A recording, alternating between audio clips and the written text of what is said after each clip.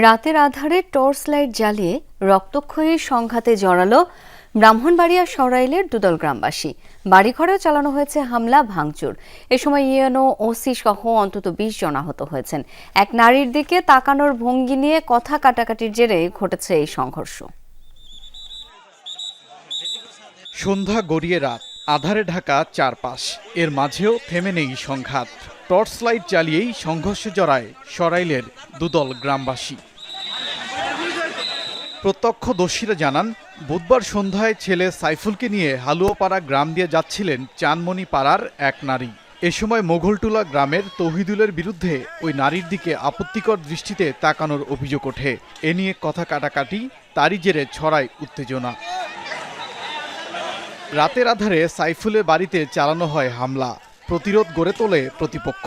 দেশীয় অস্ত্র নিয়ে চলে দুপক্ষের সংঘর্ষ। সবাই লাঠি বেঁধে দূরে আইতেছে, আসার পরও আমরা বাড়িঘর এদিক দিয়ে আফরে বললাম দিয়ে গাতে করে লাইছে, কুবাই টুবাই লাইছে, ঘর লুটমাট করছে, ঘর ভেঙে লাইছে। ঘটনাস্থলে যায় আইন শৃঙ্খলা বাহিনী। এ সময় ইউএনও ওসি সহ অন্তত ২০ জন আহত হয়। পরে নিয়ন্ত্রণে আসে পরিস্থিতি। পুলিশ বলছে, এর আগেও মোবাইলের চার্জার কেনা নিয়ে দুপক্ষ সংঘর্ষে জড়িয়েছিল। থানা পুলিশ ঘটনাস্থল উপস্থিত হয়। পুলিশ পরিস্থিতি নিয়ন্ত্রণের চেষ্টা করার এক পর্যায়ে কোনো পক্ষের ছোড়া ইট পাটকেলের আঘাতে ওসি ও ইউএনও সহ ৫-৬ জন পুলিশ সদস্য আহত হয়। বর্তমানে পরিস্থিতি নিয়ন্ত্রণে রয়েছে, আইন শৃঙ্খলা পরিস্থিতি স্বাভাবিক রয়েছে।